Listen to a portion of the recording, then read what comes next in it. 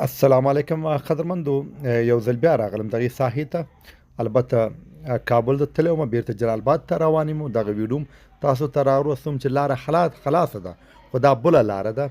نور کوم لارې کې چې غر ښویېدلی او هغه لاره بنده ده، نور بل سړک یې جوړ کړی دی او په دې سړک کار روان دی. دغه غر دی، دا ښویېدلی دی، دا ګوره.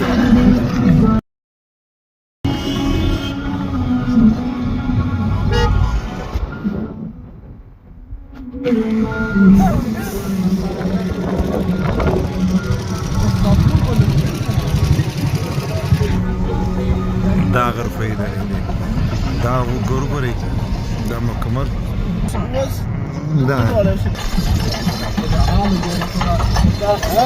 حالات وګورئ. موږ ګاډي کې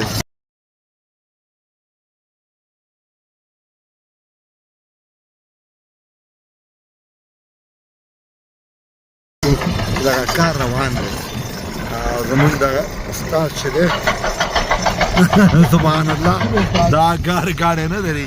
دا وګورئ، دا غرانو کم سے کم یو میاشت لګېږي، یو میاشت وخت یې ورکړی دی، یو میاشت کې به دا لاره خلاصېږي.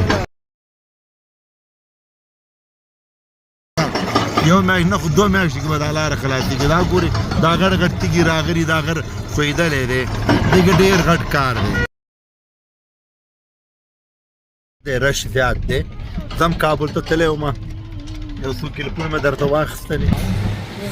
دا ګورئ، دغه لار دغه د کابل او جلال آباد لویه لاره خلاصه شوې ده، خو بیروبار ډېر سخت زیات دی. چې تاسې کولی شئ چې سفر وکئ. لاره وګوره، ګاډي دي، رش دی، ډېر سلو روان دي. د کابل او جلال آباد لویه لاره خلاصه شوې ده. دا